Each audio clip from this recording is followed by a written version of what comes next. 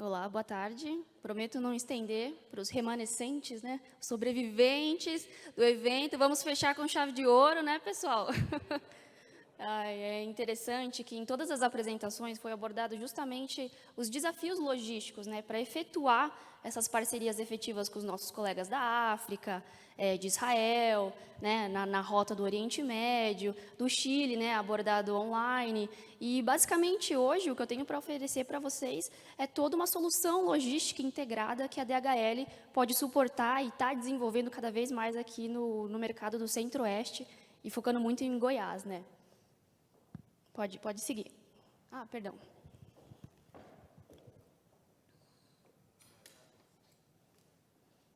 Então, só para sanar uma dúvida geral que todo mundo tem a respeito da DHL, o grupo DHL ele é formado por 3 empresas irmãs. A DHL Express, que ela trabalha basicamente com a parte de documentos e cargas pequenas no aéreo. A DHL Supply Chain, que é a nossa parceira que efetuou uma armazenagem aqui em Goiás, que ela está desenvolvendo muito, né, esse segmento na parte de contratos de longo prazo.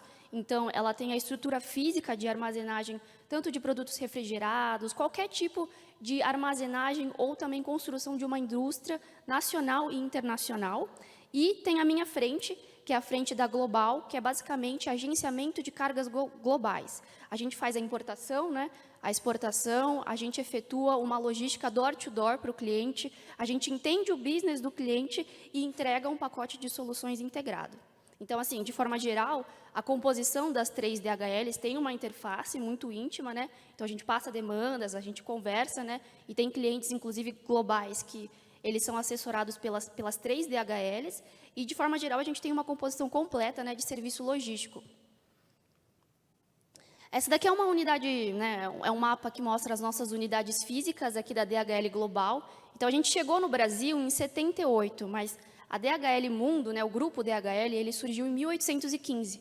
Então, a gente praticamente criou muitas rotas globais de comercialização no mundo de forma centenária, né? A gente tem a expertise em desenvolver e, por isso, estamos buscando, como vocês podem ver aqui no mapa, entrar mais nesse cinturão, né, do Centro-Oeste. Já somos muito fortes no Sudeste, no Sul, estamos aí em 11 localidades, estamos presentes em 2 gateways, em Viracopos, em Guarulhos, mas temos presença em todos os aeroportos e todos os portos do Brasil, e temos um escritório em Santos. Aí, só para vocês também terem uma ideia, todas as certificações nós temos, basicamente todas. Nós fomos o primeiro agente de carga a ter a certificação EOA aqui no Brasil, que ela basicamente valida você para qualquer tipo de mercado no exterior.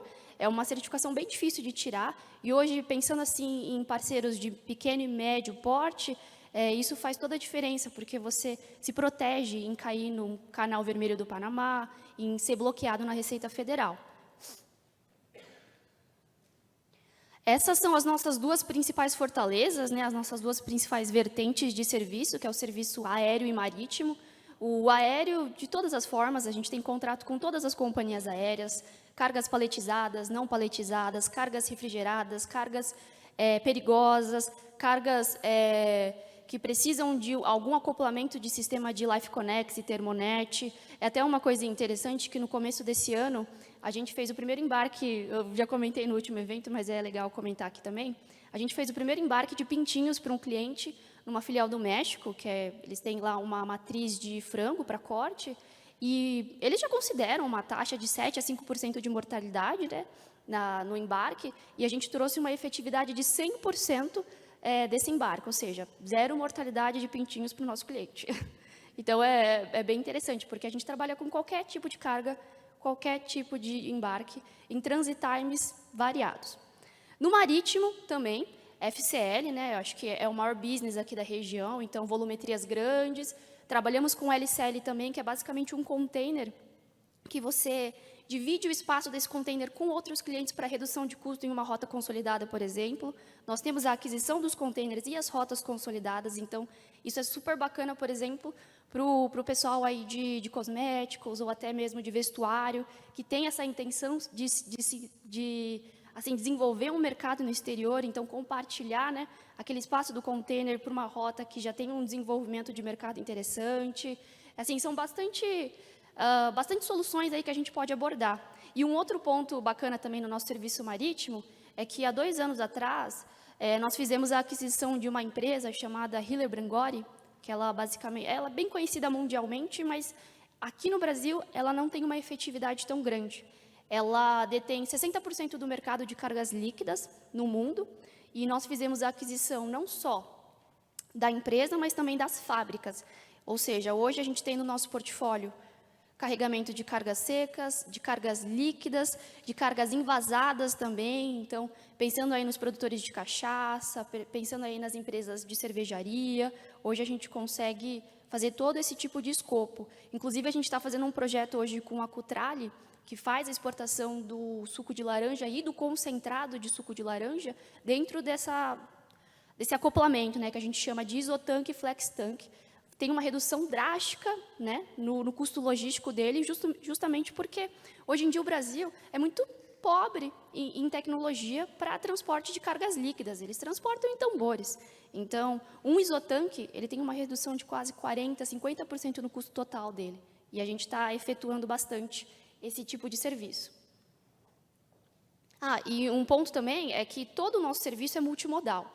Então, a necessidade de coleta da carga, a gente também tem a via do truck, tem o desembaraço aduaneiro, a gente também oferece projetos industriais, que é uma frente bem interessante de ser abordada, porque são cargas que não têm um padrão específico. Então, se vocês têm a intenção de construir uma fábrica do zero, ou na parte de energias renováveis, energia eólica, solar, que são aquelas placas gigantes, né, de transporte, a gente faz isso em breakbulk, em flat rack, que são navios especializados. Então, a gente tem contrato com todos. Aí, como serviços adicionais, desembaraço aduaneiro, mas assim, o nosso desembaraço não é só um desembaraço. É quase uma consultoria jurídica financeira, né? A gente tem um serviço, até uma das pessoas tinha comentado, a gente tem serviço de drawback, a gente tem serviço de offshore para petroleira, a gente tem todo o serviço de consultoria para isenção de algumas taxas, e você tem uma redução no seu frete marítimo, por exemplo, se você faz o pagamento com o Incoterm de pagamento na origem, no destino. Então, a gente faz uma análise específica para o business e entende qual a melhor formatação em termos aí de tarifário para vocês terem uma redução de custo. A gente sempre trabalha com redução de custo, porque logística é realmente reduzir o custo para efetivar uma entrega regular, né? Aí, soluções sustentáveis, né? Soluções de sustentabilidade. Então, basicamente, nós antecipamos o momento atual em que estamos vivendo, em relação aí a ESG, a diminuição da pegada de carbono. A logística global ela tem uma responsabilidade muito grande, né, na emissão de poluentes, de gases poluentes de forma geral. Então, a gente tem um pacote de soluções hoje que a gente faz isso com clientes globais e quer usar como benchmark e replicar aqui em clientes regionais. Então, a gente tem, por exemplo, o Carbon Calculator, que você, quando começa a efetuar o transporte de cargas conosco, a gente calcula qual que é a emissão de carbono naquela rota e, em rotas futuras, a gente faz uma sugestão de uma rota alternativa ou de uma utilização de um combustível verde, né, de um biodiesel diferente, em que você tenha aí uma redução da emissão de gases poluentes, e isso ajuda muito os clientes a pleitearem certos tipos de certificação e entrarem em mercados bastante exigentes, pensando muito em mercados da Europa, que eles realmente têm aí certa restrição em produtos agropecuários de forma geral. Então, a gente ajuda os nossos clientes a se prepararem também para mercados aí que têm um pagamento em termos de valor agregado maior, mas também são, obviamente, mais exigentes. E aí, o serviço de rodoviário, né? Então, a gente tem, todas as nossas transportadoras, elas são 100% homologadas. Então, a nossa certificação, ela se estende à transportadora, né? Então, isso é uma preocupação muito grande, né, em relação à segurança, né, de transporte e de qualidade de serviço, porque o serviço rodoviário, ele realmente sofre muito aqui, nacionalmente falando, né? A gente mora num país de proporções continentais, né? Então, a gente tem bastante dificuldade aqui de entrar no Centro-Oeste justamente por conta disso. Nós temos serviço de rodoviário nacional, internacional, DTA, todos os tipos de serviço também acoplados, né? Door to door. E aí, aqui é só um benchmark mesmo de alguns clientes hoje que estão conosco, clientes assim grandes, né?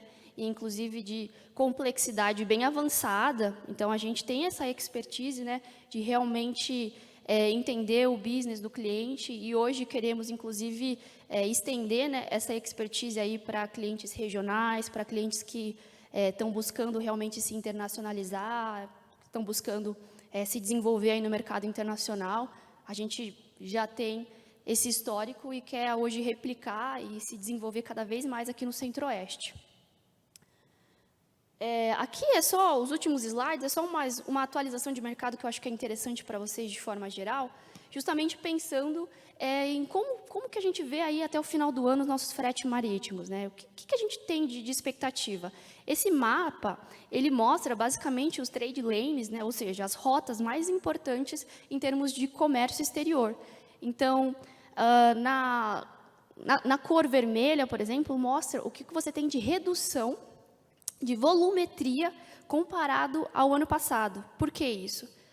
Tanto o ano passado como o ano anterior sofreu muito com a pandemia. E o segmento logístico, obviamente, ele foi extremamente impactado. Lockdown aqui, lockdown na China, não tinha disponibilidade de navios. Os voos também estavam totalmente reduzidos, porque 70% da nossa carga é feita em aeronave de passageiro. Então, essa volumetria passou para o modal marítimo, ou seja, eles aumentaram a demanda e não conseguiam suprir a entrega de produtos e de comércio exterior. O que aconteceu? Os fretes marítimos eles foram às alturas, né? Os clientes desesperados, querendo, né, buscar a carga, buscar o booking da carga e não conseguia, e ainda pagando $16 mil no frete. Hoje em dia, por vocês verem esses números vermelhos, o que aconteceu? Reduziu a volumetria de transporte, né? Reduziu o volume de comércio exterior em relação ao ano passado. O que acontece com isso? Os armadores, né, os donos dos navios, eles ficam no vazio e eles acabam brigando uma guerra de preço para conseguir esse volume do cliente.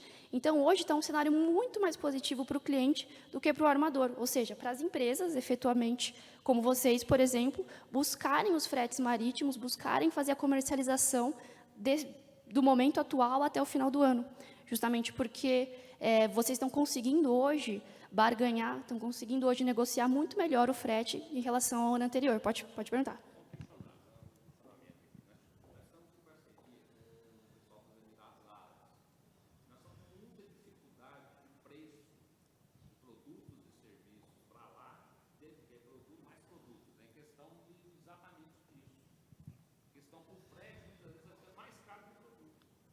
Sim, sim.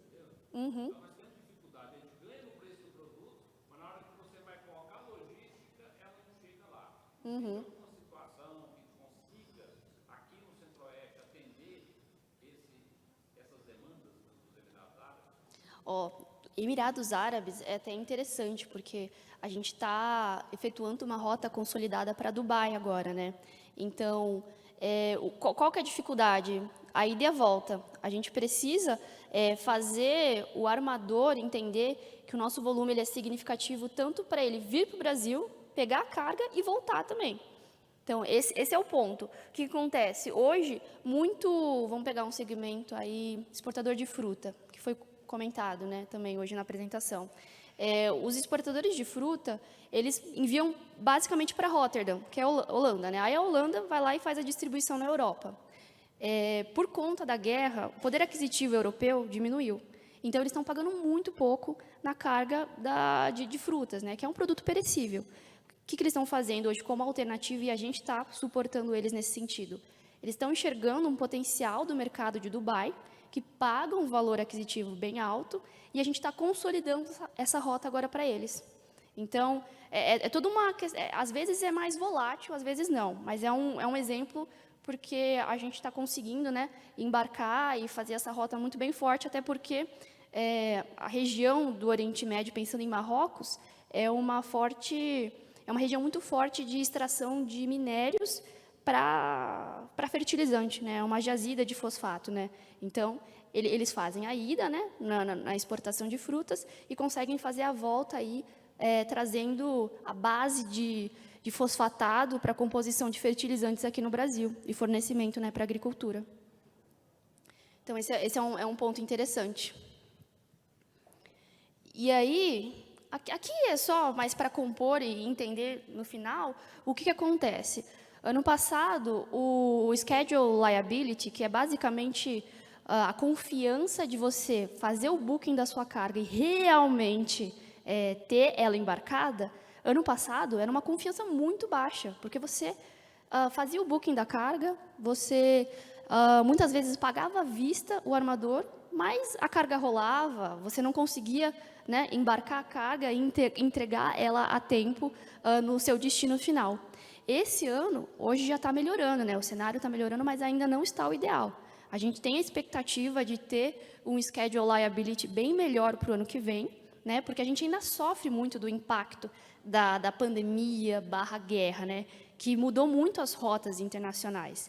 Então, vamos colocar aí que hoje o schedule liability está, confiabilidade de carga está aí na casa dos 60%, mas o ideal mesmo é você bucar a carga e ter ela, a confiança de entregar ela. Então, tem que ser, no mínimo, acima de 80%.